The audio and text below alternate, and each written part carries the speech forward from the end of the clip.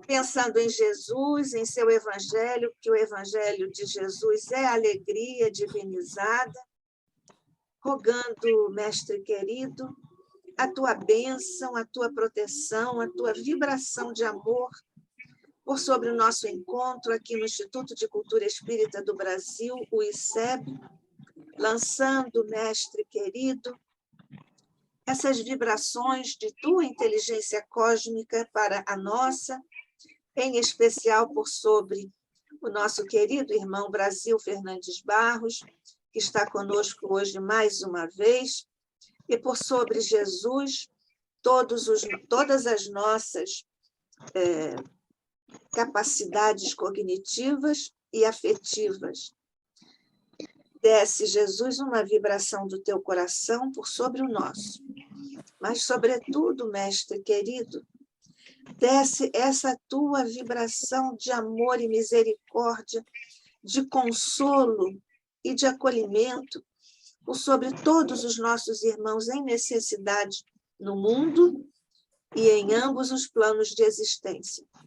Abençoa a esse propósito todos os companheiros que já estão e que ainda estarão conosco em ambos os planos de existência para o nosso estudo, que nos traz o nosso querido irmão. Permite que a bênção de Maria também desça por sobre todos nós, que nossos anjos da guarda permaneçam atentos junto a nós, para que nos ajudem a usufruir, reter, guardar as aprendizagens, os ensinos que vamos receber agora. Paz e luz, Mestre querido, por sobre todos nós, hoje e sempre, sob a graça de nosso Pai. Assim seja. Bem, nós estamos recebendo hoje, mais uma vez, aqui no ICEB, o nosso companheiro Brasil Fernandes Barros, que é doutorando e mestre em Ciências da Religião pela Católica de Minas Gerais, fez um doutorado sanduíche feito no Religion Department da Boston University, possui graduação em Administração de Empresas, foi professor de cursos livres e de pós-graduação lato sensu pelo Instituto de Educação Tecnológica de Minas Gerais. É editor associado da revista Horizonte e da revista Interações. É membro do grupo de pesquisa de Religião, Pluralismo e Diálogo, do programa de pós-graduação em Ciências da Religião da PUC Minas e membro do grupo Política, Ideologias e Religiões do CNPq. É membro do Conselho Fiscal da Associação Brasileira de Pesquisa e História da Religião. Tradutor em inglês, português e espanhol, vice-presidente da Aliança Municipal Espírita de Belo Horizonte e do 10º Conselho Regional Espírita de Minas Gerais. Mais uma vez, bem-vindo e já antecipadamente agradecidos a você, Brasil. Eu aqui agradeço a oportunidade, né, de estarmos aqui mais uma vez conversando sobre o Espiritismo, né? E lembrando que a nossa proposta aqui, né, que nós estabelecemos para esse ciclo de atividades, da qual nós estamos na segunda hoje, onde nós vamos falar do conceito de religião e espiritismo, de que nós não estamos falando aqui na condição, embora sejamos espíritas há muitos anos, né? Nem precisa dizer quanto tempo, mas nós estamos falando aqui do ponto de vista da ciência da religião, né? E como nós falamos no nosso primeiro encontro, né, há o que a gente chama de agnosticismo metodológico, ou seja, nós estamos falando com um certo distanciamento do assunto, né, e, portanto, não vamos falar do espiritismo enquanto espíritas, mas enquanto cientista da religião. Ou seja, apesar de ser de dentro, a gente faz esse distanciamento.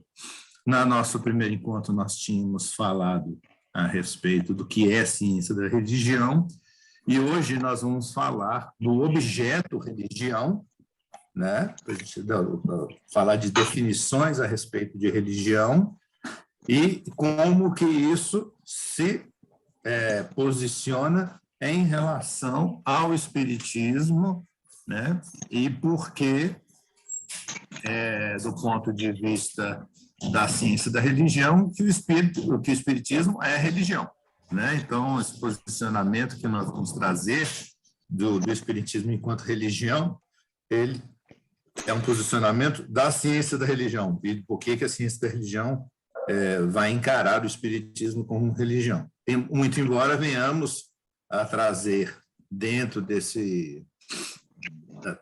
nossa fala, né, os conceitos internos, e aí, abrindo aspas, eu, enquanto espírita, entendo que o espiritismo é religião, né? Na medida do tríplice aspecto, né, da filosofia, ciência e religião, nós vamos, no nosso entendimento, que o espiritismo é, de fato, religião, e isso, inclusive, foi objeto, o estudo do conceito de religião foi objeto da nossa dissertação de mestrado,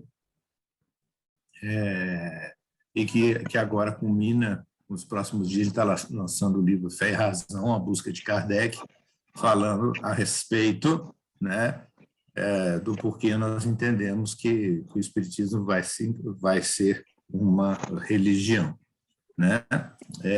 Eu queria começar, inclusive, falando um pouquinho, antes da gente ir para as transparências do PowerPoint, né?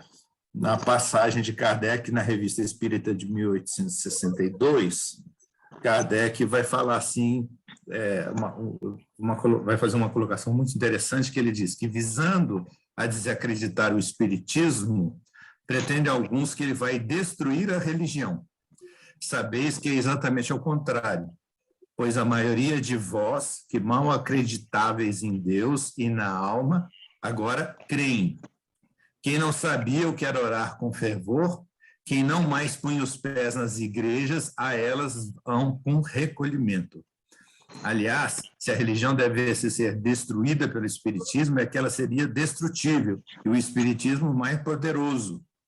Afirmá-lo seria falta de habilidade, porquanto seria confessar a fraqueza de uma força, e a força do outro. O espiritismo é uma doutrina moral, fortalece os sentimentos religiosos em geral, e se aplica a todas as religiões, e é de todas, não pertence a nenhuma em particular. Por isso, não aconselha a ninguém que mude de religião. Deixa a cada um a liberdade de adorar a Deus à sua maneira e de observar as práticas ditadas pela sua consciência. É muito interessante essa fala de Kardec, né, que ele deixa de forma bastante clara, separada, né, a posição do espiritismo à parte da religião, né? E nós vamos ver, na medida que nós formos fazer o nosso estudo aqui, isso é uma posição nossa, que inclusive na nossa tese de doutorado também nós estamos trabalhando. Nós entendemos que no espiritismo há duas fases. Nós temos duas fases distintas, e não geograficamente, né? Apesar de que é uma fase que discorre na França, né? Que nós entendemos que é desde 18 de abril de 1857 e que, a nosso entender, termina com o desencarne de Leon Denis em 1926, no seu período que a gente vai chamar de seu período francês. E uma outra fase que é de 1865, ou seja, há um intercalo, inclusive, entre a francesa e o que acontece no Brasil, de 1865 aos dias de hoje com o movimento espírita no Brasil. Há uma autora, agora eu fiquei em dúvida se ela é antropóloga ou socióloga, a Sandra Jaqueline Stoll, né, que ela fala, inclusive ela tem uma obra que chama-se Espiritismo à Brasileira, né? Nós discordamos, inclusive, da posição, nós não entendemos que há um espiritismo à brasileira, né? Porque se nós falássemos em um espiritismo à brasileira, nós estaríamos falando de outro espiritismo. E o nosso espiritismo é o mesmo espiritismo do Kardec, né? O que muda, e a gente vai explicar o porquê, é um enfoque que se dá ao espiritismo.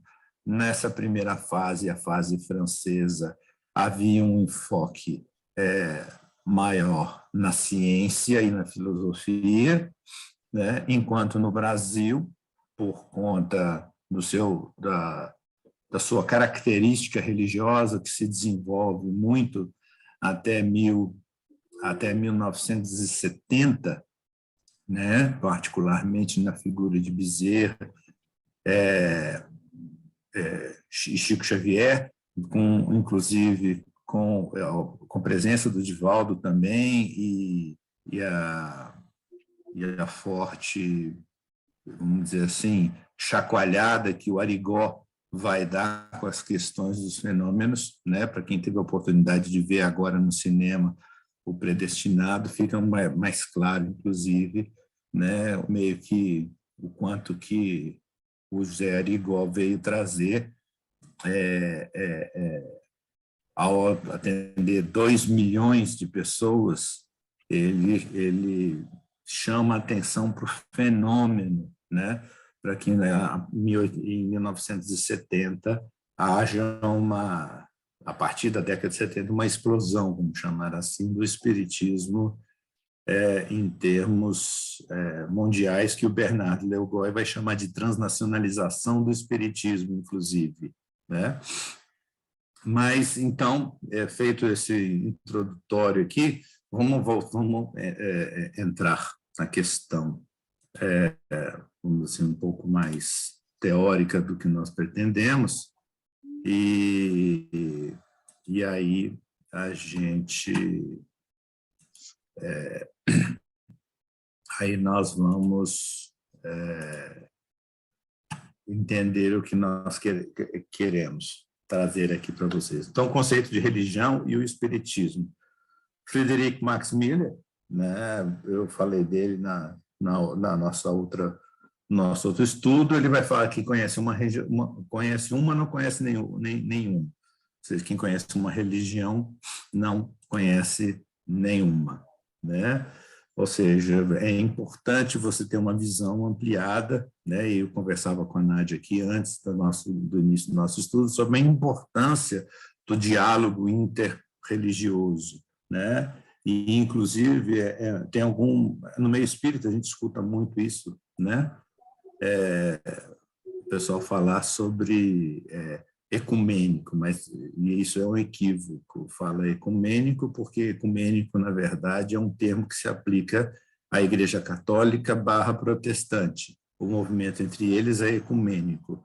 Quando você envolve mais religiões, é um diálogo interreligioso, né? Ecumênico se aplica somente aos diversos sabores de protestantismo, né?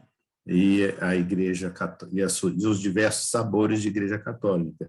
Embora aqui no Brasil nós estejamos muito acostumados com o rito latino da Igreja Católica, que é majoritário, né? Então, ecumênico é só para eles. E diálogo interreligioso é quando nós envolvemos todas as religiões, né? Aí a gente começa perguntando assim, o espiritismo é religião, né? Se nós formos falar empiricamente falando, não há que se duvidar que o espiritismo é religião. Tanto é verdade que, se vocês já foram visitados pelo censo e eles fizeram um formulário completo com vocês, eles vão perguntar qual é a sua religião, né? E certamente você terá respondido que é espírita, né? Há uma realidade, vamos chamar assim, social implantada, onde que há um entendimento de que o espiritismo, né, é religião. E eu vou dizer que praticamente todos os seus adeptos não têm dúvida disso, né? E principalmente aqueles que estão do lado de fora, né? Eventualmente alguém pode falar que o espiritismo não é religião, mas quem vai dizer que não é religião, em sua grande maioria, vai ser dentro do próprio meio espírita, porque do lado de fora, para os católicos, para os protestantes, para as outras religiões, o espiritismo é religião, né? E essa discussão sobre o aspecto do espiritismo ser ou não religião, ela advém, não é de hoje, ela não vem de hoje, né? Então, nas 2 últimas décadas do século XIX, o movimento espírita brasileiro enfrentava seu plano ideológico uma tendência de cisão entre os chamados laicos ou científicos, liderados pelo professor Afonso Ângelo Torteroli, de um lado, e dos religiosos ou chamados místicos, lidados pelo Bezerra de Menezes, o nosso famoso Bezerra de Menezes, fundador da FEB, que foi considerado o único que tinha a possibilidade de unificar o movimento. Mas essa discussão, ela não nasce no Brasil, porque muita gente acredita que essa é uma questão brasileira e não é, né? Essa tendência de cisão não se deu por acaso, pois as mesmas discussões estavam acontecendo no espiritismo europeu, desde que ele surge, inclusive. Nessa época também crescia um movimento liderado pelos ocultistas, que entendiam que as ciências ofereciam explicações alternativas para os fenômenos espíritas. Os ocultistas, assim como os psicólogos, afirmavam ser os novos hábitos do invisível, os quais insistiam que os espíritos não eram necessariamente tão sobrenaturais quanto eles haviam afirmado. Então, com a morte de Kardec na França, dentro daquilo que eu chamei no começo da nossa fala de primeira fase, né, do espiritismo lá no século XIX, centrado na Europa e ao redor de Kardec, com a morte dele, principalmente, o espiritismo ele perde muita força no que diz respeito ao seu aspecto científico, né? Mas mesmo durante a vida o período em que Kardec trabalha com a codificação da doutrina, nós vamos ver, por exemplo, no jornal L'Univers, né, o Abade Chesnel, né, um famoso artigo chamado Uma Nova Religião em Paris, que ele vai falar a respeito que existe uma nova religião surgindo em Paris e que, inclusive, ele não cita na sua primeira matéria Kardec, ele fala do espiritualismo do senhor Cousin, né, que fazia parte do movimento romântico, né, chamado romântico, do espiritualismo romântico na Europa, né? Inclusive, esse movimento que acreditava já na reencarnação, já trabalhava uma série de conceitos e era até mais forte que o espiritismo naquele momento, né? E o embate que vai acontecer na Europa, né, assume o lado científico do espiritismo, né, que vai bater de frente com os ocultistas e com os psicólogos, principalmente, né? Lynn Sharp, nessa obra, eu não me lembro que agora está nas referências, ela vai falar a respeito, né, dos congressos de psicologia, onde que se vai estudar os aspectos do espiritismo, do espiritualismo e outras questões, e o espiritismo é meio que sufocado, porque ele vamos dizer assim, elegantemente defendido por Camille Flammarion e Leon Denis, mas fica realmente com a morte dos dois, um em 1925 e outro em 1926, o espiritismo morre na França em seu aspecto científico, vamos dizer assim, mais forte, de uma defesa mais forte. Até hoje, na França, eles colocam o espiritismo de uma forma bastante científica, as casas espíritas que lá existem. Nós vamos ver autores como Monroe e a própria Sharp, que vão dizer que o espiritismo renasce no Brasil em 1970. Né? Eles não conseguem registrar, inclusive, a presença do espiritismo no período de 1865. Né? Para vocês terem uma ideia, por volta do ano de 900, já existiam 56 periódicos espíritas rodando no Brasil, né? E entre aproximadamente quase 200 periódicos do mundo, 56 rodavam no Brasil, né? Então, o espiritismo no Brasil ele já começa a tomar uma forma já bastante, de uma forma bastante proeminente desde o seu começo, né? Só que aqui no Brasil ela vai tomar aspectos religiosos. Essa questão entre o aspecto científico e religioso da doutrina espírita é tão acirrada que no discurso promovido por Camille Flammarion no túmulo de Kardec, na ocasião de sua morte, ele trouxe à tona as questões que vinham sendo discutidas sobre o aspecto religioso do espiritismo. Né? Nesse discurso que a gente conhece a famosa frase de Camille Flammarion, que ele fala que o Kardec é o bom senso encarnado. Né? Na verdade, isso aconteceu, foi um ano depois da morte de Kardec, não foi exatamente como muita gente acredita, não foi que Kardec ele foi enterrado num túmulo temporário, um ano depois ele foi transferido para um túmulo definitivo, e nesse túmulo, nessa transferência que Camille Flammarion vai fazer esse discurso. E eu vou pedir licença para ler um pedacinho aqui do discurso de Camille Flammarion, né, porque a gente fica muito naquela questão do bom senso encarnado e tem outras coisas que são importantes para o que a gente pretende falar aqui. Então, ele diz assim: quantos corações foram consolados de início por essa crença religiosa? Né? Observe que a gente destaca aí crença religiosa, ele trabalha já ali, né, a palavra crença religiosa. Quantas lágrimas foram enxutas? Não será nada a ter trazido ao espiritualismo, observa que ele usa a palavra espiritualismo e não espiritismo, tantos seres que vacilavam na dúvida e que não mais amavam a vida física nem a intelectual. Allan Kardec era o que eu denominei simplesmente o bom senso encarnado.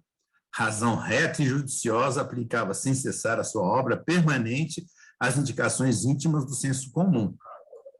O ponto de partida era aplicar-lhes a razão firme do simples bom senso e examiná-la segundo os princípios do método positivo, conforme o próprio organizador desse estudo demorado e difícil previra. Esta doutrina, até então filosófica, tem que entrar agora num período científico. Então, você vê que nessa mesma fala aqui, nós temos aqui ele tratando a questão de uma crença religiosa, né? E ele fala e aí ele se relaciona isso ao espiritualismo, né? E a gente vai ver uma confusão, inclusive nos autores da época, alguns vamos chamar o espiritualismo de espiritismo. Nós estamos fazendo a tradução da obra de Cornelis Petrus Thiele, né? No livro Elementos da Ciência da Religião, onde ele trata de espiritismo, ele usa a palavra espiritismo para denominar algo completamente diferente do que é o espiritismo propriamente dito, né? O que a gente conhece e entende que é o espiritismo. né? Então, a palavra espiritualismo e a palavra espiritismo, na época, era envolvida com uma confusão muito grande. E ele chama, e aí o Flammarion vai falar, essa doutrina até então filosófica, né, que para ele, Kardec abordava o espiritismo de um ponto de vista filosófico. Era uma crença, e aí veja que aquele texto que eu li no começo falava a respeito da questão do fortalecimento da fé das pessoas, né, mas que era uma ferramenta, segundo o entendimento inicial de Kardec, filosófica, que entra agora num período científico, e ele continua, né? Então, a gente destaca aqui, né, questão religiosa, doutrina, então, até filosófica. E ele continua, esse método experimental a que devemos a glória dos progressos modernos e as maravilhas da eletricidade e do vapor, deve colher os fenômenos de ordem ainda mais misteriosa que assistimos para dissecar, medir e definir. Porque, meus senhores, o espiritismo não é uma religião, mas uma ciência da qual apenas conhecemos o ABC. Passou o tempo dos dogmas, né? Então, Camille Flammarion, que inclusive deixou a Sociedade Parisiense de Estudos Espíritas, porque ele entendia que estava sendo dado ao espiritismo um caráter extremamente religioso, né? E aí ele continua, o sobrenatural não existe. As manifestações obtidas com auxílio dos médiuns, como as do magnetismo e do sonambulismo, são de ordem natural e devem ser severamente submetidas à verificação da experiência. Não há mais milagres. Assistimos ao alvorecer de uma ciência desconhecida. Doravante, o mundo é regido pela ciência. E, senhores, não virá fora de propósito. Nesse discurso fúnebre, assinalar-lhe a obra atual e as induções novas que ela nos patenteia, precisamente do ponto de vista das nossas pesquisas. Então, Camille Flammarion ele combatia, né, fervorosamente o aspecto religioso do espiritismo. Para ele não havia mais nada a que se falar a não ser do aspecto científico, né, do espiritismo. Ele defendia claramente o aspecto científico do espiritismo. Ok? Podemos continuar? Nádia, inclusive, da outra vez nós tínhamos combinado, se quiser interromper, fazer alguma pergunta, alguma colocação, a gente está aberto, né? Que a gente gosta bastante aí do diálogo, tá bom? Então, isso, então tá bom. Apesar que da outra vez a gente exagerou um pouquinho, teve que correr no final, mas se a gente medir água com fubá, dessa vez a gente faz melhor. Não, nós agora vamos ser bem mais sucintos. Mas aproveitando agora essa última consideração que você fez sobre a natureza da doutrina espírita, porque ela é uma filosofia espiritualista definida assim no frontispício do Livro dos Espíritos. Exatamente. Isso tem o aval dos espíritos, não é? Porque os espíritos revisaram o trabalho de Kardec.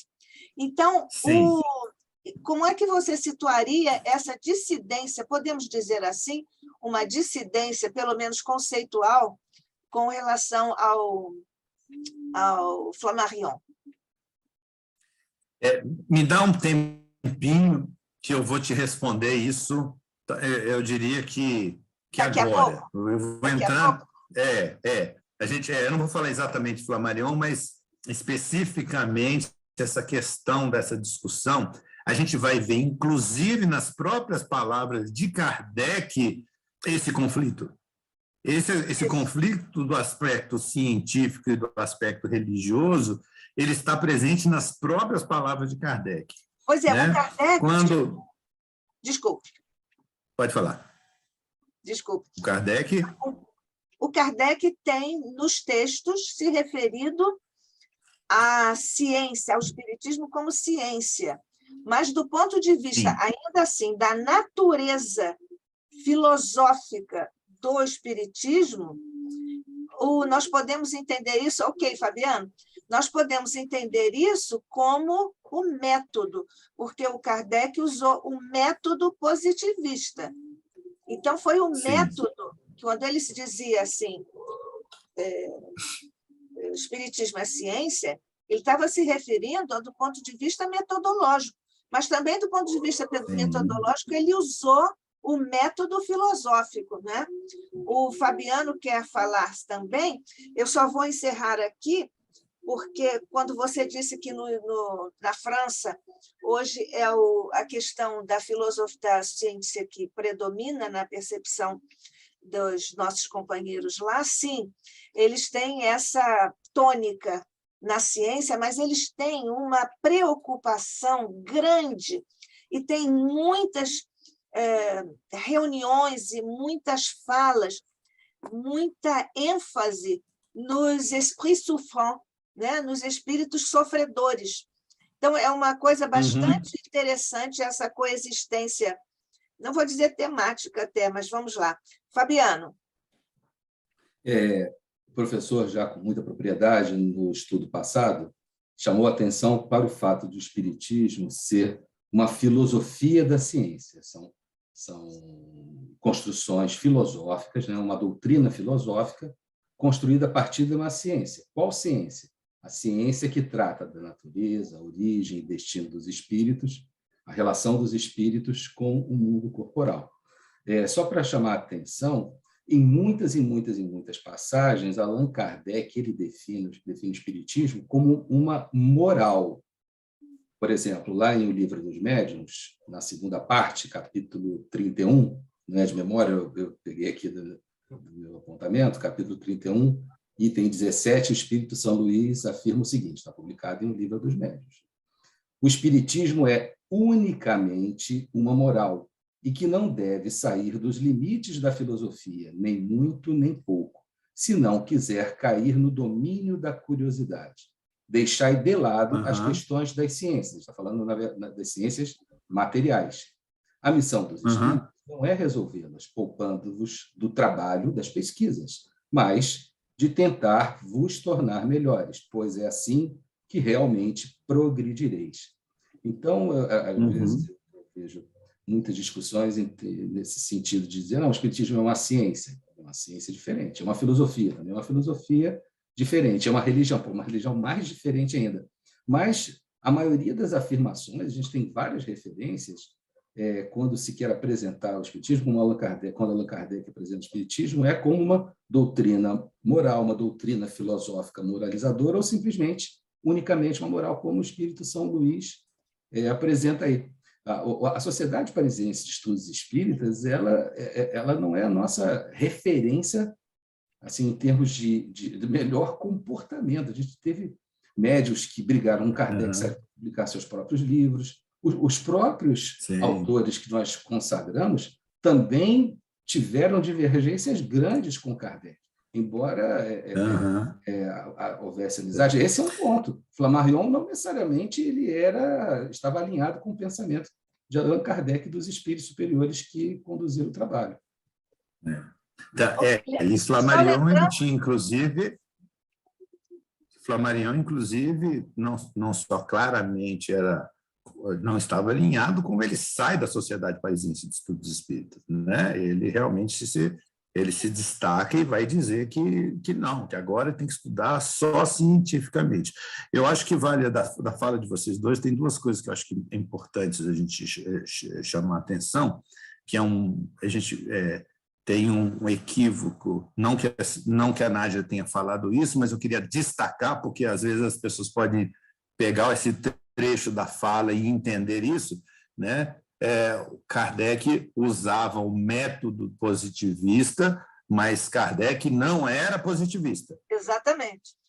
Né? Porque, inclusive, a Dora Encontre fala muito a esse respeito, ela deixa muito claro, inclusive, né, que o Auguste Comte, que era positivista, que fundou, vamos dizer assim, o positivismo, entendia que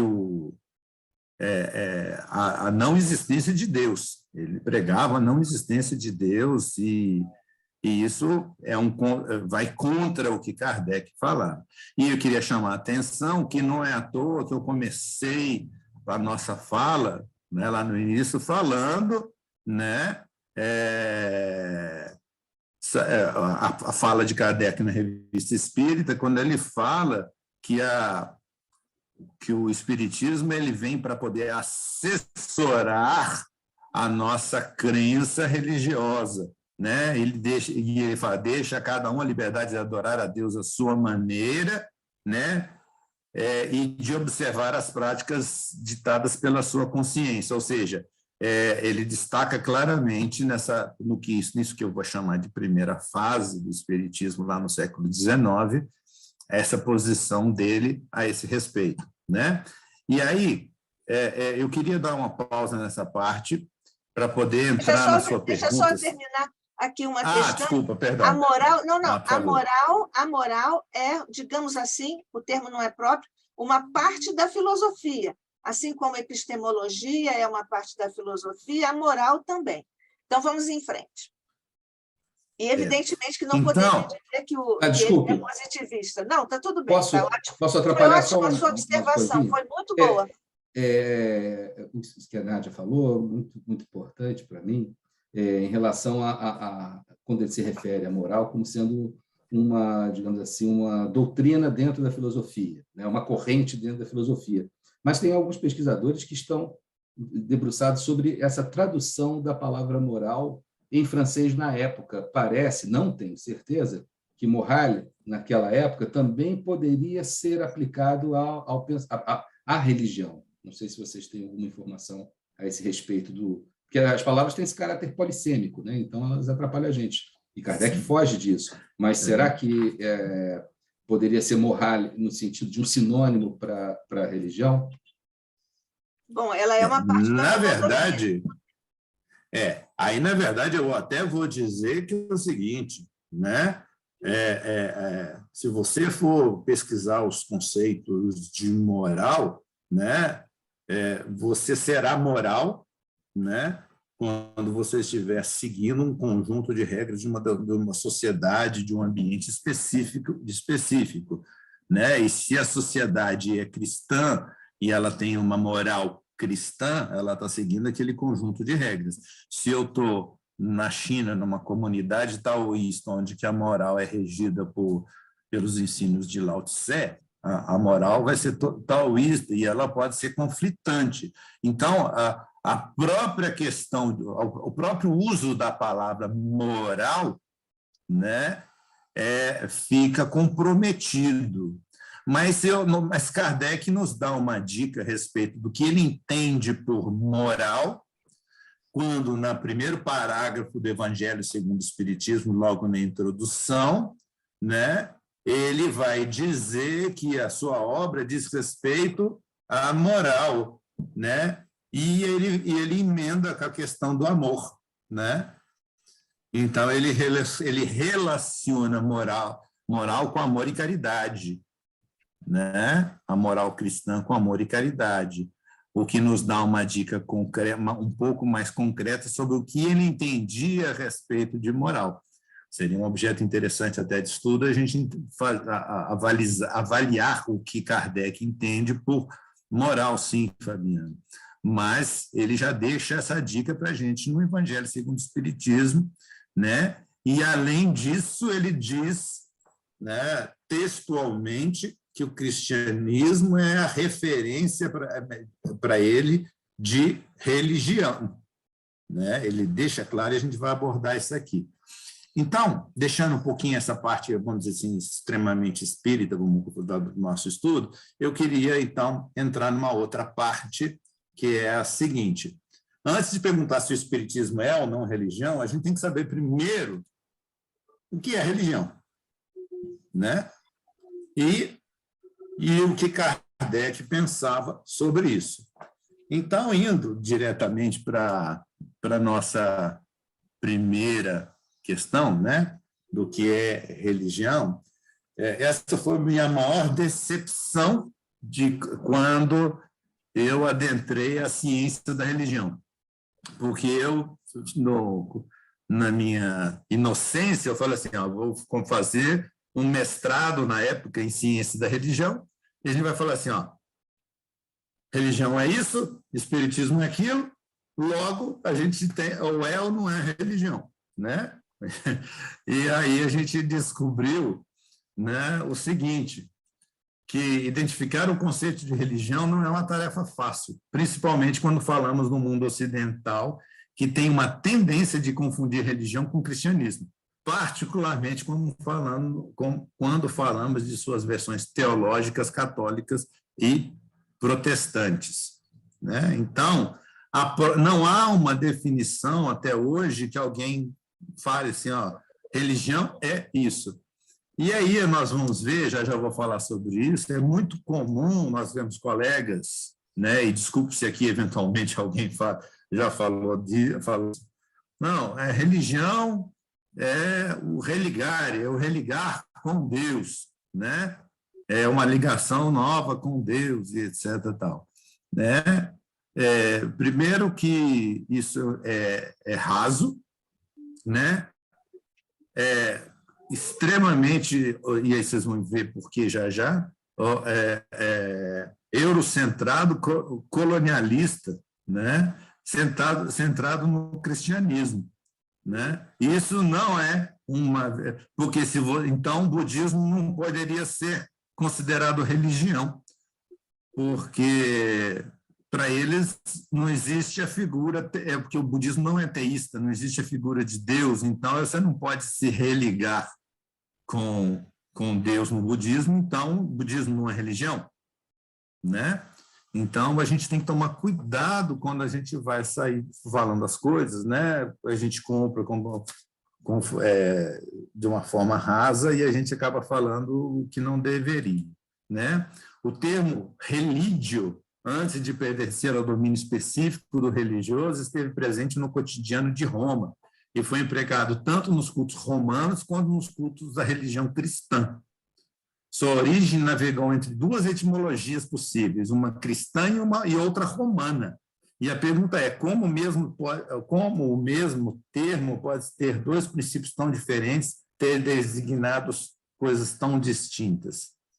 O significado inicial romano de religio, ou seja, de religião, tinha um sentido de escrúpulo em relação ao culto, de um preciosismo em relação aos atos exteriores de adoração.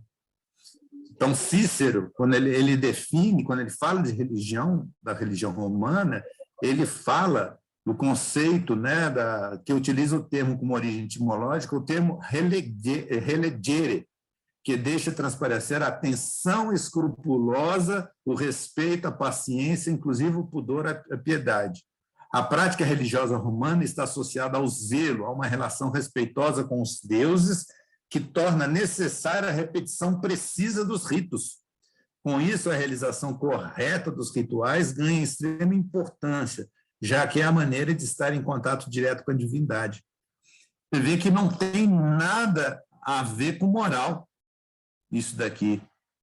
Eu vou executar com perfeição os rituais que os deuses exigem de mim, eu vou fazer o sacrifício, eu vou fazer o ritual e tal, e a partir daí eu estarei de bem com a divindade.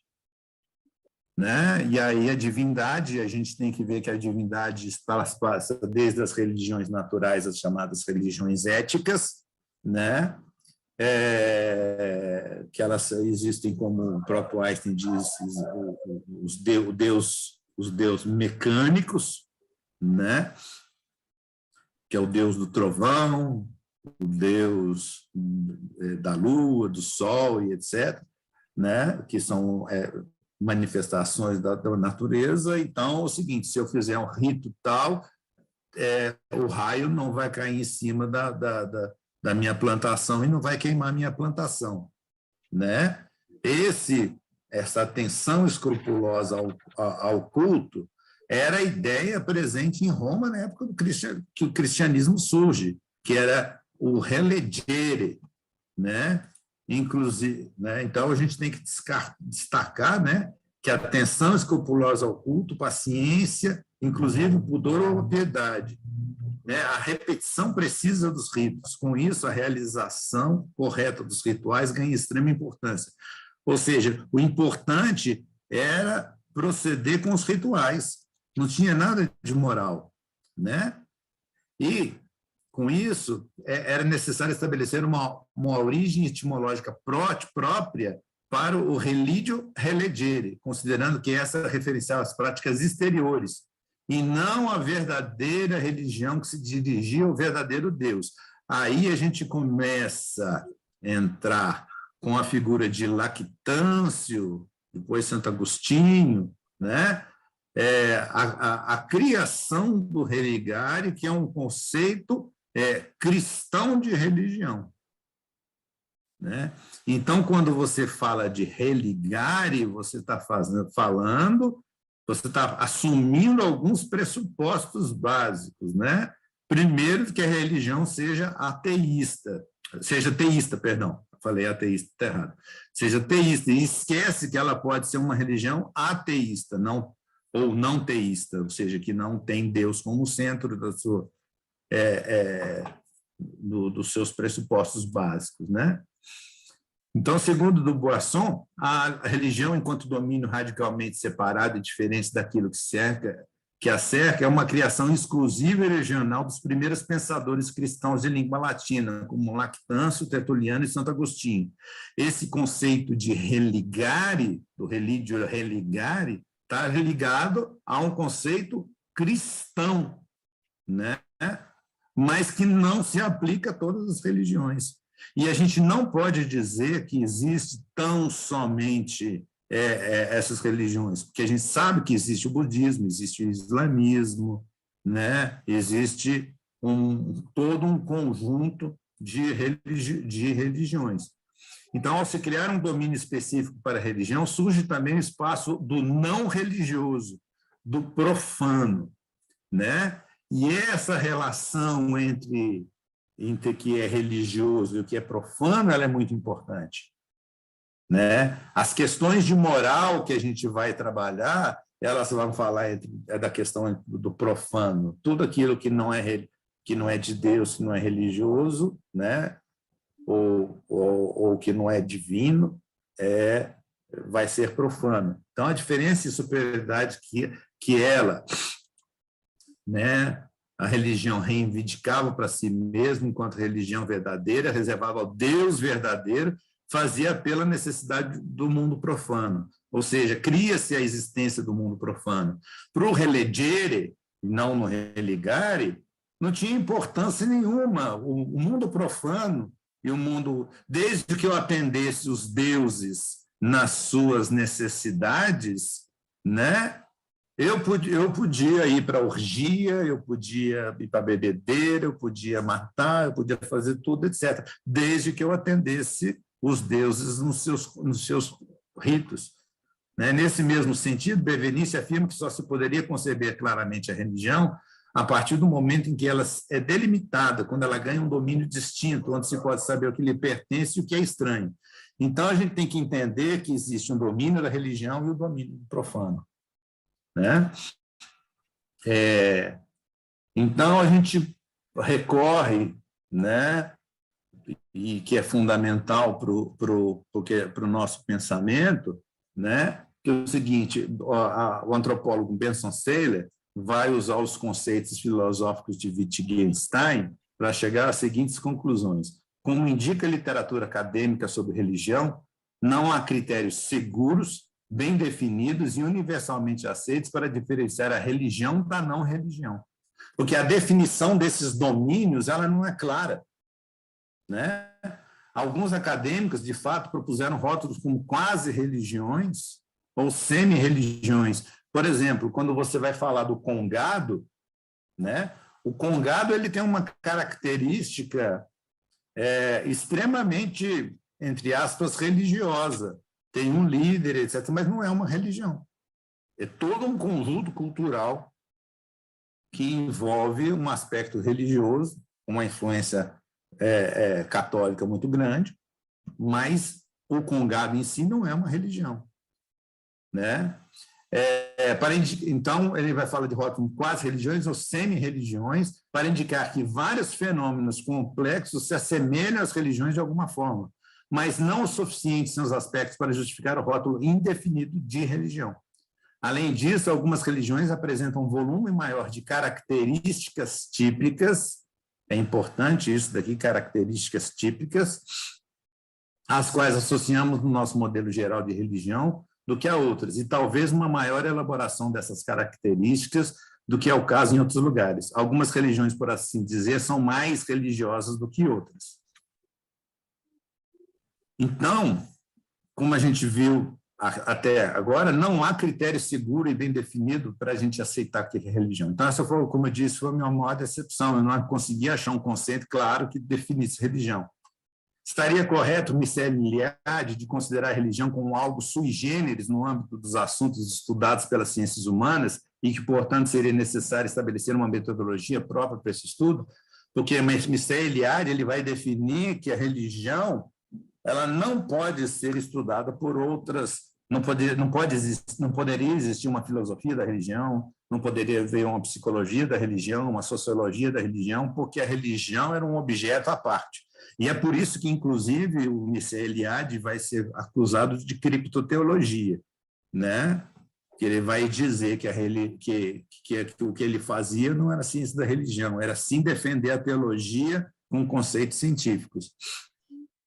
A gente não tem intenção aqui de resolver esse problema, mas chegar a uma conclusão clara a respeito do que é ou não religião, mas precisamos de um ponto de partida para isso.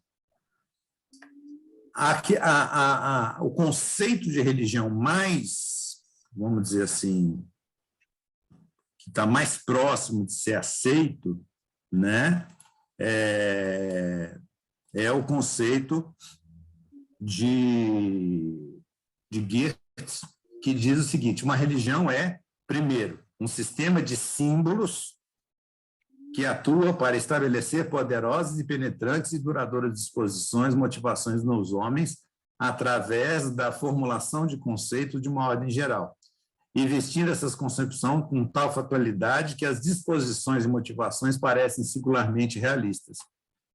Se a gente pega essa definição de religião para o espiritismo, ela já morre no primeiro tópico. É um sistema de símbolos que atua para... né, o espiritismo foge dos símbolos, né?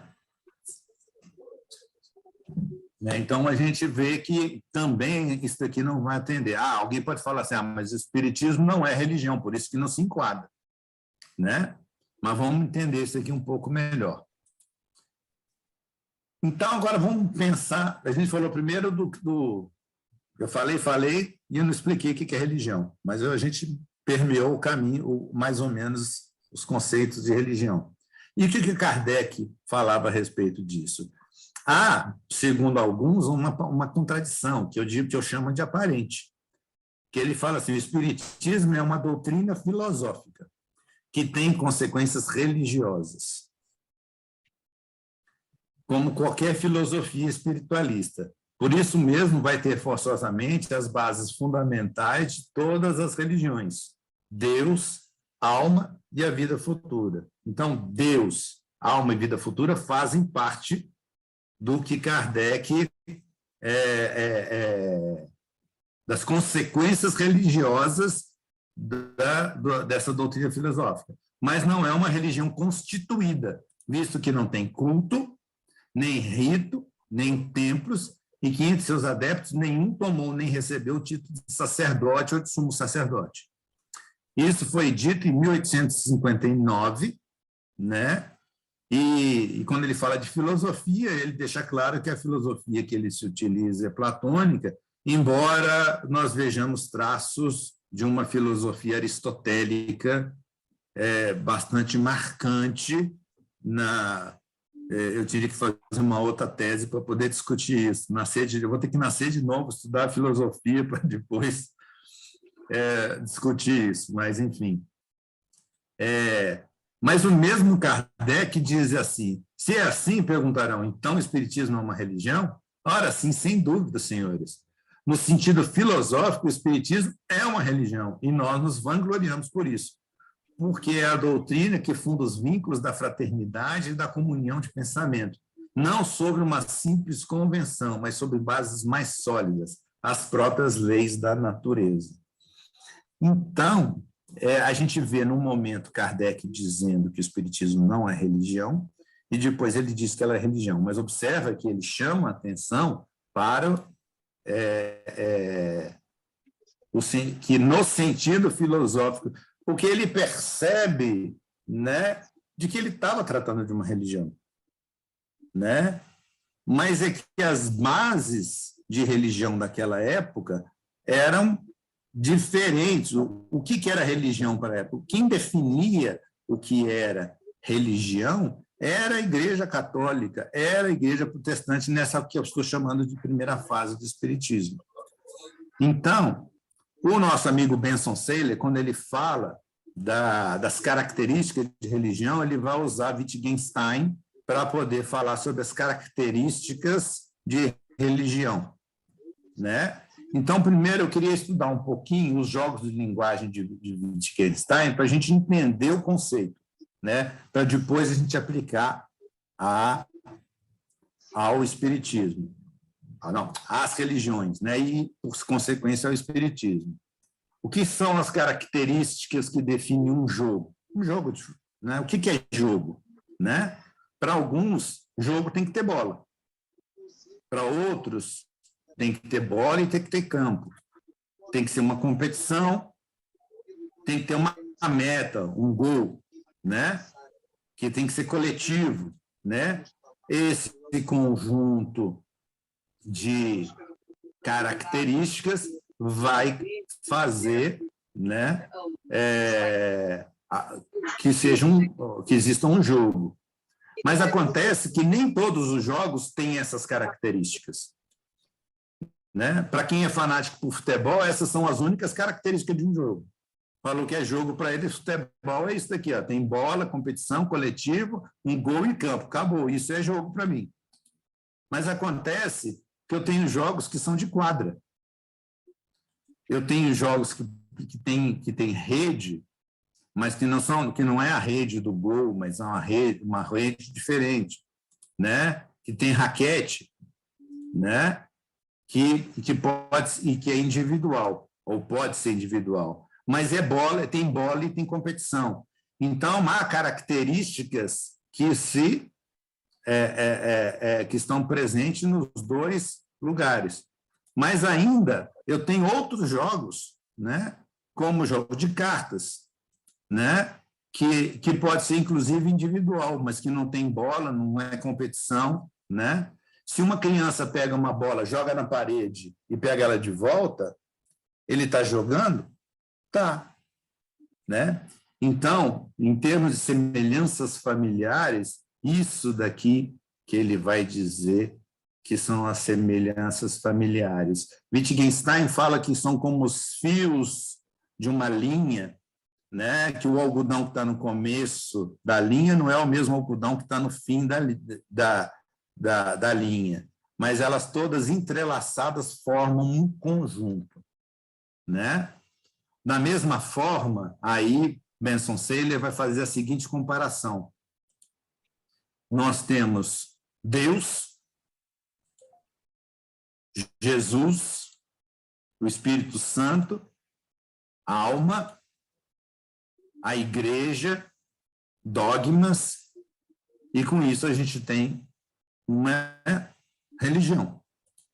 Uma visão ocidental, colonialista, eurocentrada, essas são as únicas e corretas características da religião. Para Lactâncio, né, essa é a verdadeira religião. Mas quando eles começam a fazer as colonizações, eles vão para lá e eles descobrem que existem outras religiões, né? Onde existiam diversos deuses. Na própria história deles, eles vão encontrar em Roma, inclusive, diversos deuses, crenças panteístas, e que formam um outro conjunto de características. A metempsicose na egípcia, karma e destino, né? Algumas serão panteístas, que vão ter Deus, metempsicose, karma e destino, né? Com o tempo, Santo Agostinho e Tomás de Aquino vão incluir o aspecto filosófico na Igreja Católica, né? E Kardec diz que todas essas religiões têm em comum a presença de culto, de ritos, templos, sacerdotes e sumos sacerdotes, né? Só que aí Kardec vai dizer que o espiritismo não é religião, porque o que ele entende por religião no século XIX era isso daqui, né? Eram as religiões que tinham esse conjunto de características, e ele vai ver esse conjunto de características como sendo religião. Só que ele vai identificar espírito, ou espírito, que era diferente de alma. Você vê que ele começa o livro dos espíritos deixando claro o que é alma e o que é espírito, né? Ele vai falar sobre a possibilidade, né? Quando ele fala que o espiritualismo não necessariamente, o espiritismo, a diferença de espiritismo e espiritualismo, a introdução do livro dos espíritos, ele vai dizer que não necessariamente há a possibilidade de comunicação com os espíritos nesse conjunto de características das religiões presentes. Ele vai falar da reencarnação, que a reencarnação poderia estar presente, né, em algumas dessas religiões, poderia não, estava presente em alguma dessas religiões, né? E ele vai trazer a questão da razão. Só que acontece que Deus, alma, Jesus, o aspecto filosófico, o karma / destino, né, entendido como determinismo, também vai fazer parte desse conjunto de coisas que ele estava estudando.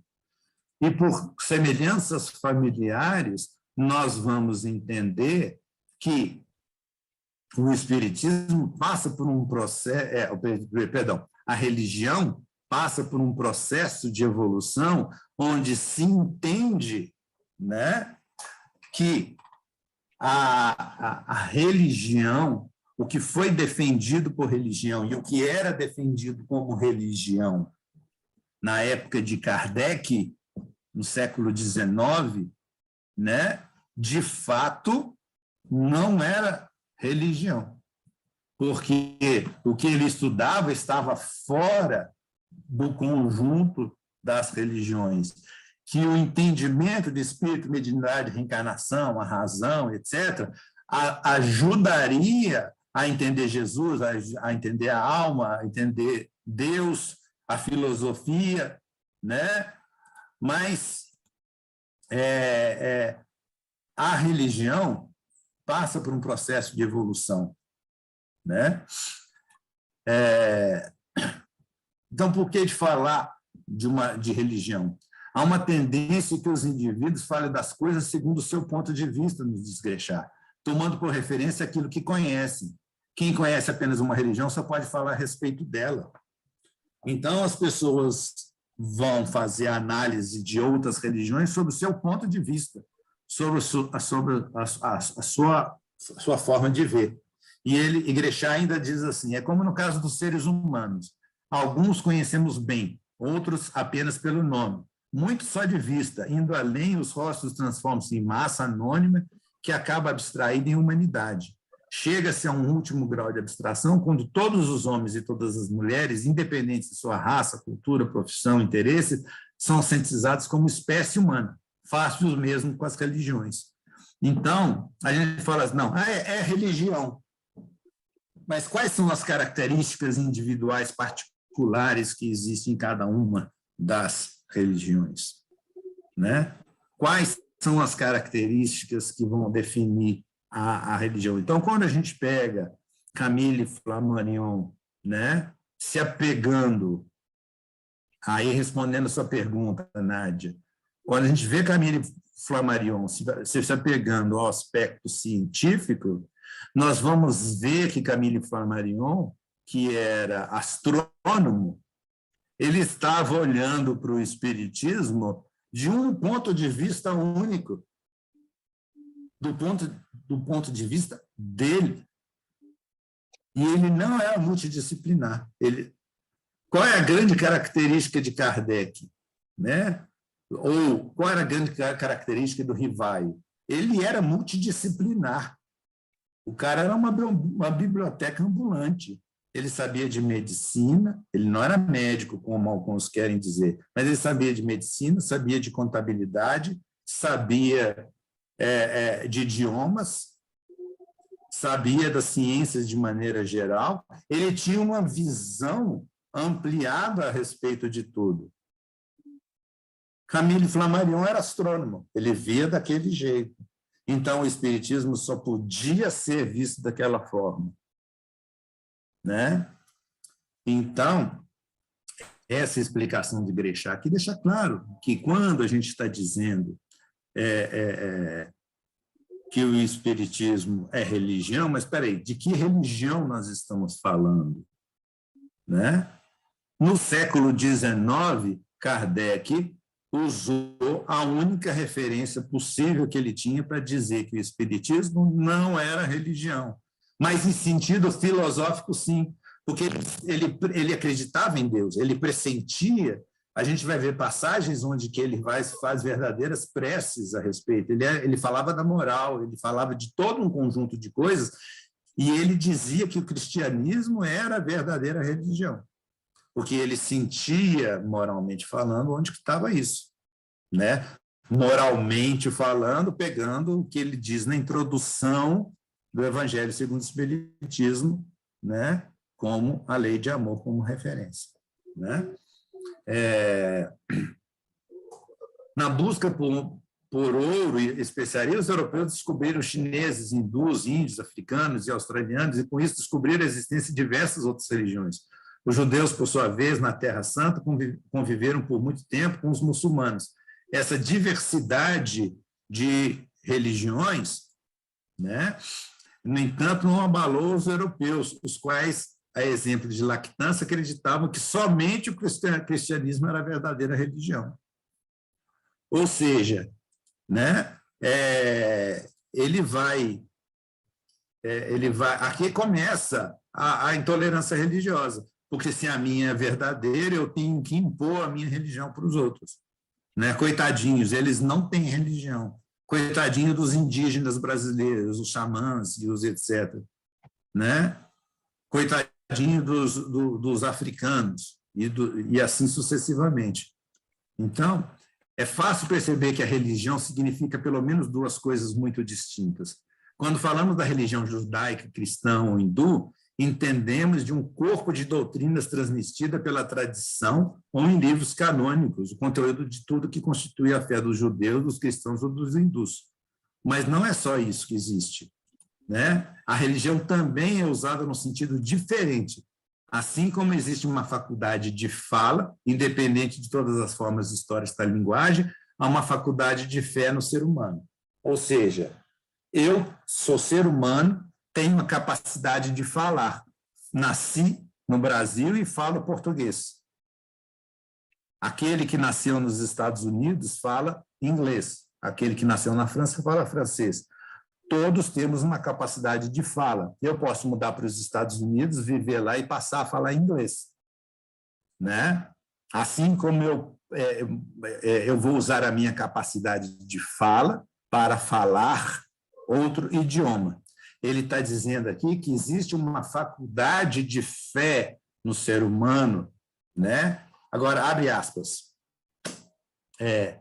Isso que eu vou falar agora é questionado, tem outros aspectos mais profundos, mas por alguns cientistas da religião, já foi estudado de uma forma mais profunda. A gente vai pegar a parte mais rasa disso que eu vou falar, porque tem outras questões abaixo, mas que para esse momento não é produtivo para o que nós estamos discutindo. Então, nós estamos falando do que Eliade vai chamar de homo-religiosos, né? Da capacidade do ser humano, né, de ver alguma coisa além da sua própria existência, né? Então, ele diz assim, se dizemos que a religião se distingue o ser humano do animal, não estamos falando da religião cristã ou judaica, não estamos falando de nenhuma religião em particular, mas estamos nos referindo à faculdade ou disposição mental que é independente e, apesar do senso da razão, permite o ser humano apreender o infinito, né? E não isso é um conceito da época, E é por isso que, no começo do Livro dos Espíritos, Kardec a primeira parte, ele vai falar Deus e infinito. Por que ele fala Deus e infinito? Porque, naquela época, o conceito de infinito era um conceito discutido, né? E o sentido de infinito era essa capacidade do ser humano de aprender o infinito sob diversos disfarces, né? Então, para a gente caminhar para as nossas conclusões gerais e depois abrir para algumas outras questões, né? Primeiro, Kardec entendia que a doutrina espírita não era religião, pois não poderia se designar essa palavra a duas ideias diferentes, já que, na opinião geral, a palavra religião é inseparável de culto, ritos, mitos, sacerdotes, e ao espiritismo esses caracteres não eram aplicáveis. Então, não há dúvidas que Kardec disse que o espiritismo não é religião. Kardec disse que o espiritismo não é religião. No máximo que ele disse que o espiritismo, filosoficamente falando, é religião. Porque as características de culto, ritos, mitos e sacerdotes não se aplicavam ao espiritismo. E que as características do que ele entendia e que a época entendia sobre religião eram claras, o que era religião. Outra questão, se o cristianismo era, em termos de religião, a doutrina mais pura e esclarecida, não havia necessidade de fundar outra, bastando agregar a ela os conceitos de espiritismo para explicar o que ainda estava obscuro ou por ser revelado. E aqui, né, quando eu digo a doutrina mais pura, né, na Revista Espírita de maio de 1859, né, nessa tradução última do Noleto, está na página 206, né, ele dizia, apesar de dar crédito às religiões, Kardec tinha um conceito particular a respeito do cristianismo, pois afirmava que, palavras de Kardec, de todas as doutrinas, o cristianismo é a mais esclarecida e a mais pura.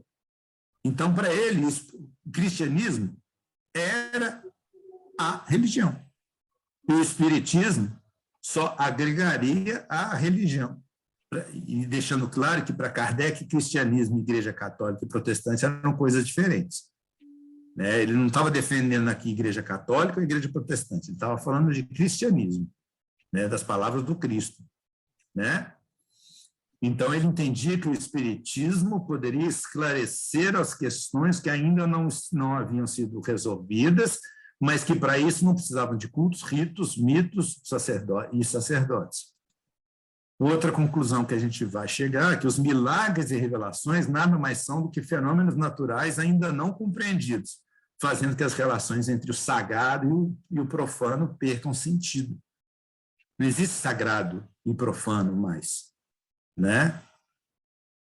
Porque o que seria sagrado, na verdade, seriam as manifestações do que, na minha tese de doutorado, eu estou chamando de realidade periestésica. São os fenômenos, e por que eu falo de realidade periestésica?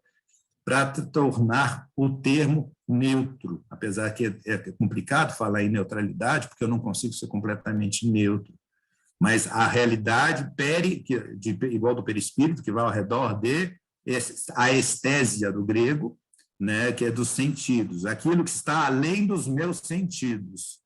Em tudo que está além dos meus sentidos físicos, né, é a realidade periestésica. E tudo que está ao alcance dos meus sentidos, no nosso ponto de vista, deixando claro que isso é uma tese que a gente está desenvolvendo, né, é realidade ordinária, né?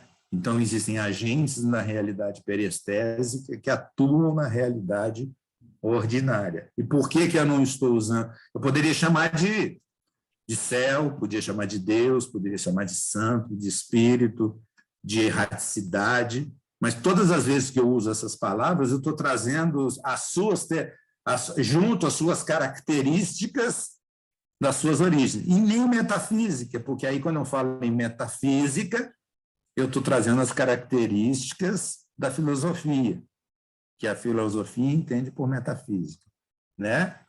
Então, o profano, não existe profano e sagrado, é tudo a soma da realidade periestésica com a realidade ordinária, com um conjunto total de um mundo que tem simplesmente duas faces.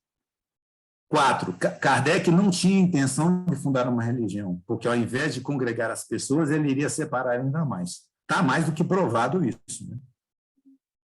Quantas perseguições o Espiritismo recebeu, quantas perseguições aconteceram com os espíritas, etc. Já que se o Espiritismo se arrojasse a condição de uma religião, o público em geral não veria aí mais uma nova edição, mais que uma nova edição, uma variante dos princípios absolutos em matéria de fé, não separando das ideias de misticismo e dos abusos contra os quais tantas vezes a opinião se levantou. As pessoas desligam a razão e não entendem. Tanto é que eu estava conversando com a Vanessa Anceloni, lá em Boston, né? Eu falei sobre discutir o aspecto religioso do espiritismo numa palestra, uma coisa que a gente estava conversando, né? Ela falou assim, não entra nesse aspecto aqui não, porque os americanos estão estudando o espiritismo e você não pode falar em religião para eles, não. Porque se você falar em religião, eles vão abandonar o espiritismo e vão parar de escutar aquilo que o espiritismo tem para dizer, por causa desse item 4 que eu coloquei aqui. O espiritismo é uma doutrina de fundamentação moral e filosófica, e alinhada com o pensamento de lactância e de religação com Deus. Ela não está alinhada com o relegere, né, do preciosismo oculto, mas ela está aliado com a forma de ligação com Deus, já que o espiritismo é teísta, a gente acredita na existência de Deus, que é a causa primeira de todas as coisas, etc. Aí a gente não está discutindo a questão das características de Deus nesse momento.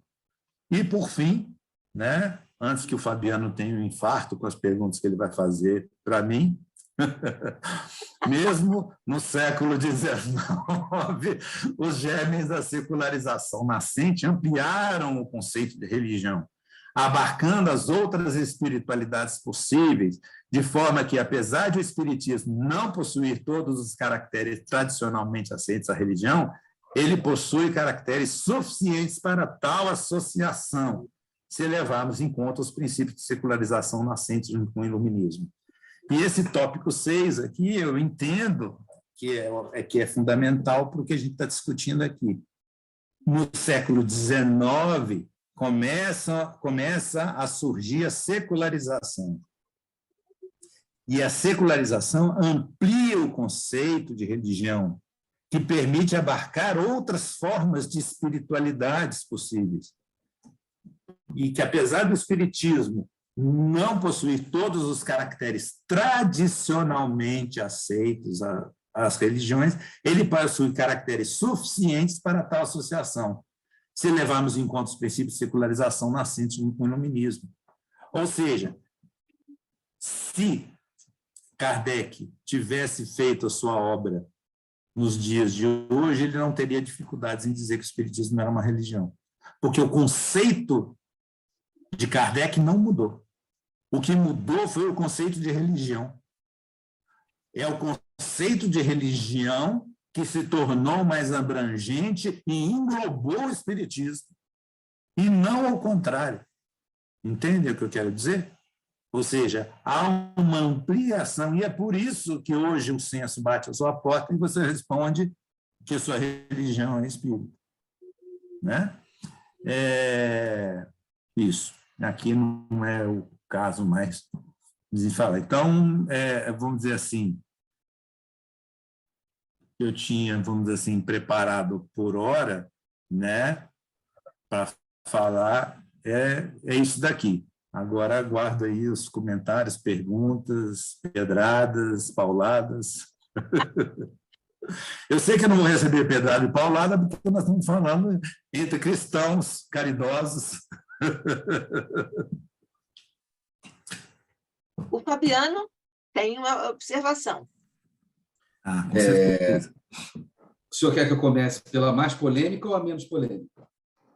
Vamos começar logo com a pedreira. Vamos pegar vai, joga a pedra. Não dá tempo da suave. Tá bom. Falar em tempo, vamos ser bem objetivos. Vou tentar. voltando à questão do proselitismo, né? O senhor apontou um fato, não necessariamente concordando com ele, foi o fato do Zé Arigó ter ganho a televisão, as mídias, né? E com isso chamou a atenção para um determinado fenômeno. E eu não assisti ainda o filme, mas isso fez com que ele, inclusive, fosse preso por exercício ilegal da medicina. A minha pergunta é a seguinte: qual a visão do senhor a respeito dessa questão? Me chama de senhor, não, Fabiano, senão eu vou te chamar de senhor também. Porque eu estou com quase 60. Essa questão do espiritismo atravessar um limite e ficar à margem da lei. Eu sou absolutamente contra o que fazia José Arigó e concordo com a prisão dele, porque a tutela do nosso corpo físico é do Estado. Eu não tenho a tutela do meu próprio corpo. O Estado tutela o meu corpo. De tal maneira que ninguém pode cortar minha pele, furar minha pele, rasgar minha pele, sem incorrer em crime, sem incidir no Código de Processo Penal. A exceção disso são determinadas categorias. Por exemplo, o médico. Ele tem, se ele não cometer negligência, imperícia e imprudência, ele vai cortar a pele de uma pessoa e não estará incidido em crime. Então, quando você propõe uma ação espiritual, ou espiritualista, ou religiosa, onde vai cortar a pele de uma pessoa, furar a pele de uma pessoa, isso é colocar, não o espiritismo no sentido filosófico, né? Mas o movimento espírita marginal à lei. Eu acho isso muito ruim. Acho que o espiritismo não pode ser marginal à lei. Sempre o espiritismo sofreu perseguições e ele se defendeu. Até a década de 70, os psiquiatras, a gente vê nos textos dos psiquiatras renomados, né? O espiritismo era inimigo dos psiquiatras brasileiros, principalmente, porque eles achavam que uma das causas das doenças mentais era a prática da mediunidade. Depois isso foi mudando e hoje está completamente estabelecido um limite entre a doença mental, a doença psiquiátrica e o fenômeno mediúnico. Esse limite está muito bem dividido e hoje nenhum psiquiatra vai querer tratar o médium. Pode dizer, não, eu sou médium da minha religião. Ah, tá, tudo bem, isso é normal. Mas, então, esse confronto das sociedades civis não organizadas com o espiritismo só aconteceu. Mas, no caso do Arigó, embora tenha chamado muita atenção, colocou o espiritismo, ele próprio, né, à margem da lei. Já aquele outro médium Edson Queiroz, foi uma polêmica gigante, porque ele era médico, e aí ele fazia por determinados procedimentos, mas incidindo em negligência, imperícia e imprudência. Por quê? Estava fazendo procedimentos cirúrgicos verdadeiros, sem os cuidados de asepsia e antisepsia. Então, isso é uma controvérsia que pode trazer prosélitos? Pode fazer proselitismo. Mas será que esse é o sentido da filosofia espírita? Atrair pelo fazer um prosélito e, com isso, chamar a atenção, olha aqui como é o espiritismo, ou é pela sua robustez, beleza, moral, a transformação que faz para as vidas das pessoas, sim, o quanto ele transforma? Esse é o meu objetivo, máximo que eu consigo. Tá, então deixa eu responder essa daí, porque apesar de você ter falado que é de hospedeiro, eu achei até fácil, vamos dizer assim. O Código Civil de 1890, artigo 157, classifica praticar espiritismo, feitiçarias, cartomancia como crime, né? Então, desde 1890, né, no artigo 157, que foi transformado mais ou menos, acho que foi na década de 30, década de 40, né? Eu acho que o artigo 428 do novo Código, 429, né, transformou também, tratava, por exemplo, as orientações espirituais que eram dadas no centro espírita como crime, né? Tanto é que hoje em dia a gente até recomenda que não se chame mais receita espiritual e sim orientação espiritual para a gente não incorrer nesse problema.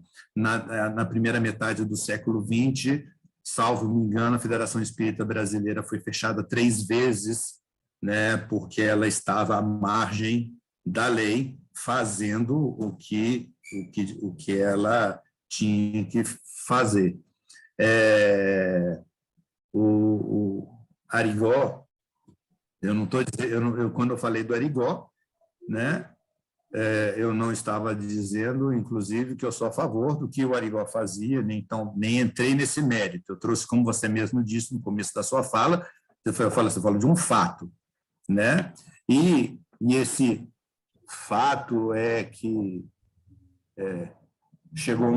quando o Chico trabalhou com as materializações, né, aqui na casa de Ló, né, que a gente tem aqui, inclusive, fisicamente, todas as provas dos eventos que aconteceram, né? A gente tem aqui, por coincidência, eu estou aqui, dá para eu ir a pé até na casa de Ló, se eu quiser fazer um exercíciozinho, né?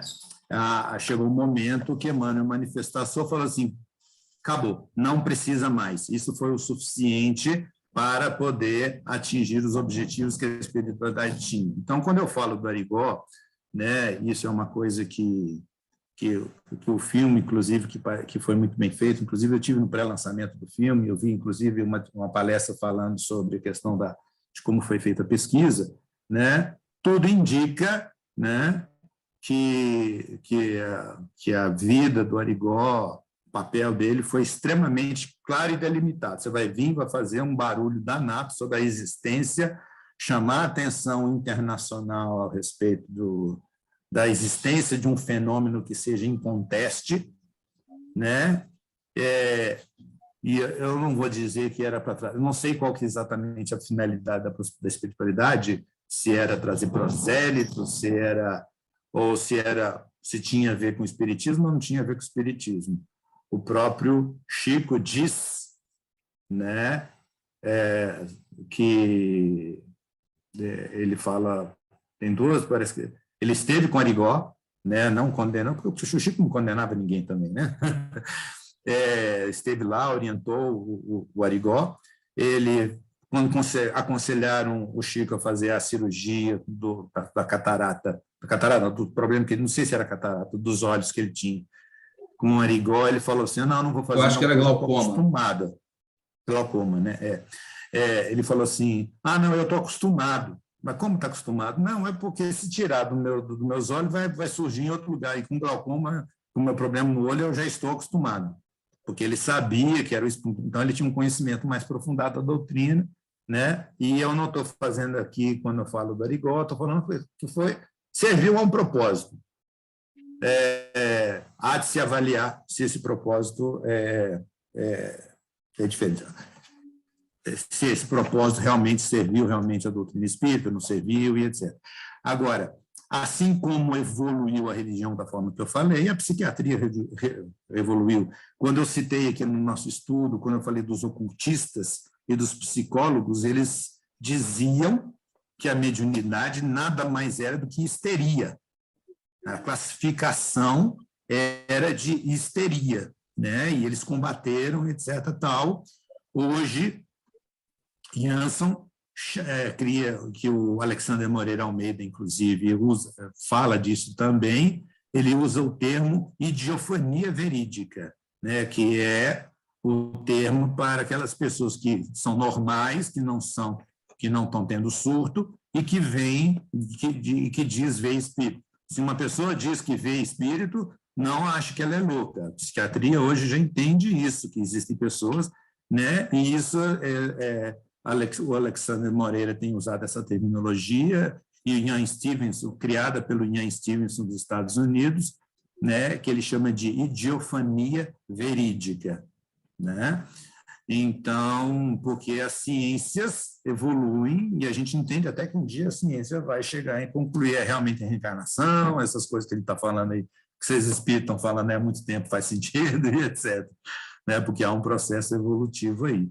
Né? Eu não sei se as minhas colocações respondem, mas eu inclusive, eu tive, vamos chamar assim, na época eu não sabia nada além disso, eu tive, inclusive, com com o João de Deus, uma vez presencialmente, quando ele esteve aqui em Belo Horizonte, nunca fui a Goiânia, né? E eu vi ele fazendo coisas e eu não fui, eu fiquei só na oração lá, que me pediram para ficar na oração, e se chegasse perto de mim e perguntasse se era para me furar para fazer alguma coisa, eu ia falar assim, por gentileza, não fure.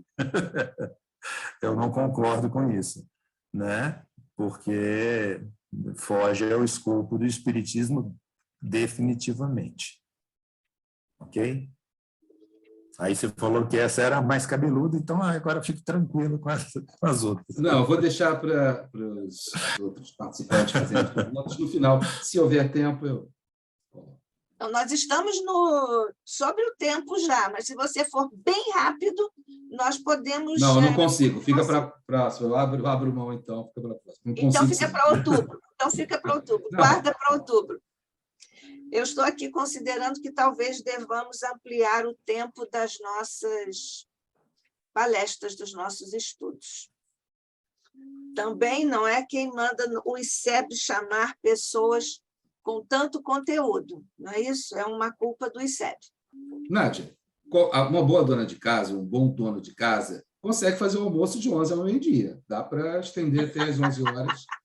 O palestrante faz o estudo até 10h30, de 10h30 às 11h, as perguntas e bom. a sugestão. Eu pensei que você ia falar que um bom palestrante consegue fazer a palestra num tempo menor para as pessoas fazerem a pergunta. Não. É o cozinheiro que tem que fazer o almoço mais rápido. Mas, às vezes, há comensais que insistem, viu? Mas, então, nós estamos terminando. Fabiano já deixou aí agendada uma questão para o próximo encontro. Se você quiser já, Fabiano, se você quiser antecipar agora, o Brasil já traz isso no corpo da apresentação dele. Isso já facilita, não, o Brasil? Sim. A questão da Revista Espírita, de 1868, já foi citada pelo professor Brasil, na sessão comemorativa do Dia dos Mortos, onde Kardec faz o famoso discurso "O Espiritismo é uma religião", ele traduz a palavra mais para o lado do latim, essa é a minha visão do artigo, tá? Mais para o lado do latim, né? Religare, de religar, e como homine, oni, que quer dizer todos, ou tudo, ou todos. E ele vai trazendo a dissertação no sentido de, primeiramente, explicar por que, durante mais de 10 anos, ele negou o espiritismo como uma religião, e nesse discurso ele diz, sim, é uma religião e nós nos orgulhamos. Mas ele vai caminhando pelo sentido da comunhão. Religião, religar, não religar a Deus, mas religar todos, porque ele estabelece a comunhão de sentimentos, de propósito, comunhão em torno do bem, em torno da caridade, como uma característica da religião espírita. Uma comunhão de pensamentos, sentimentos, propósitos, sempre em relação ao bem e à caridade. Então, a questão seria, essa dissertação, encarando a religião como a religação de todos os seres humanos, a lei de sociedade, a lei de fraternidade, está muito próxima dos conceitos modernos que o senhor apresentou, ou ela estaria um pouquinho distanciada desses conceitos modernos? Tema para eu tenho que responder, o próximo Nádia. estudo. Hein? Se é que eu compreendi bem o artigo de Allan Kardec. Você quer responder agora? É isso que eu entendi?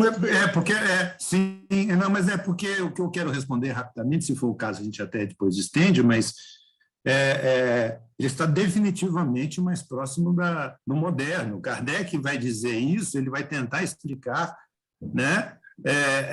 Porque o conceito que existia na época não abarcava o pensamento de Kardec. Kardec estava no século XX, XXI com a cabeça dele. E naquela época, os conceitos eram o seguinte: cristianismo é a verdade, né? Pronto, acabou, e o resto é profanação. O livro que eu falei que eu estou traduzindo, que esse daqui, Elementos de Ciência da Religião, isso aqui é só um rascunho que a gente está fazendo a correção, o Cornelius Prestielli, ele vai fazer análise das religiões de um ponto de vista extremamente católico, extremamente protestante, perdão.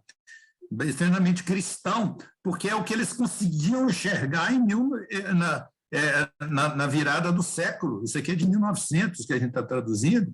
É o que eles conseguiam ver, os pensadores da época, os estudiosos daquela época. Para eles, todo o resto era primitivo. Aqui, essa obra aqui, ele fala em religiões superiores e religiões inferiores. Não existe religião, isso não faz o menor sentido em religiões superiores e inferiores. Se a gente pegar o texto inicial que eu usei para falar para vocês, de que Kardec fala, vá e professe a sua religião, né, e o espiritismo vai servir de acessório, é porque Kardec estava à frente do seu tempo.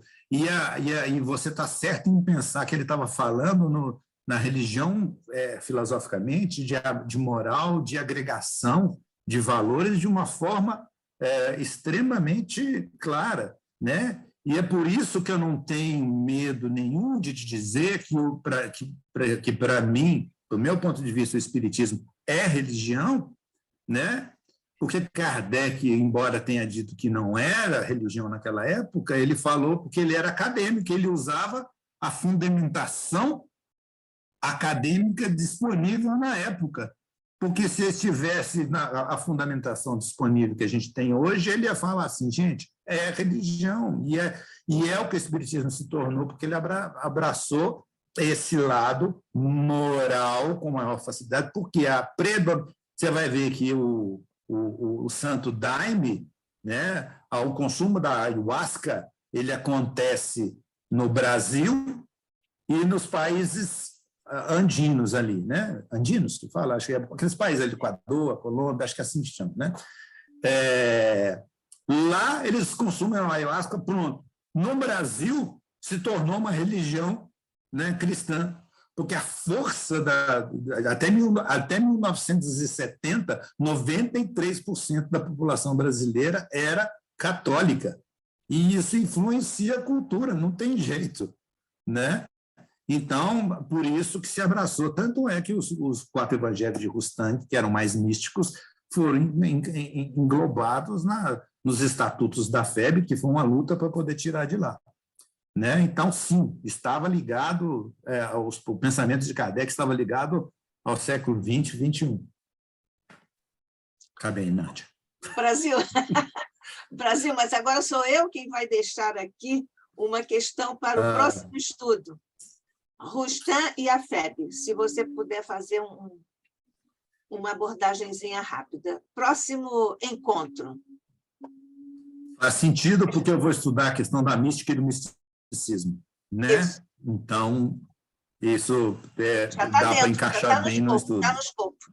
Bom, eu vou tomar um Rivotril antes de assistir o estudo, para ficar calmo. Vou precisar de 2 Rivotril. São temas que nós precisamos enfrentar estudando seriamente. E assim, na alegria divina, que é o nosso evangelho, que é o espiritismo, nós podemos perfeitamente ser profundos, sérios, precisos, estudiosos e alegres com a leveza da alegria de nosso Pai Celestial. Bem, nós temos aqui um agradecimento muito especial, mais uma vez, a Brasil Fernandes Barros, que nos trouxe, mais uma vez, a preciosidade dos seus estudos. Hoje, se você me permite, com aquele esquema sensacional.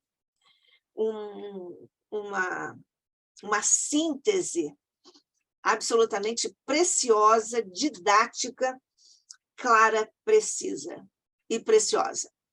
Então, agradecendo mais uma vez a Brasil Fernandes Barros por este estudo, um encontro de gala para nossas reflexões sobre o espiritismo, sobre os conceitos de religião e tudo que nos diz respeito como espíritas que gostamos e precisamos estudar seguindo espíritas instruídos.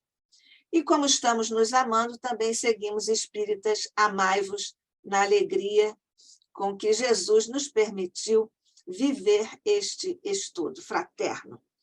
Que a paz de Jesus, mestre querido, continue entre nós, abençoa o ICEB, abençoa todos os nossos esforços pessoais e coletivos no bem, e guarda-nos sob tua paz e tua luz, hoje e sempre. Que assim seja, sob a graça de nosso Pai.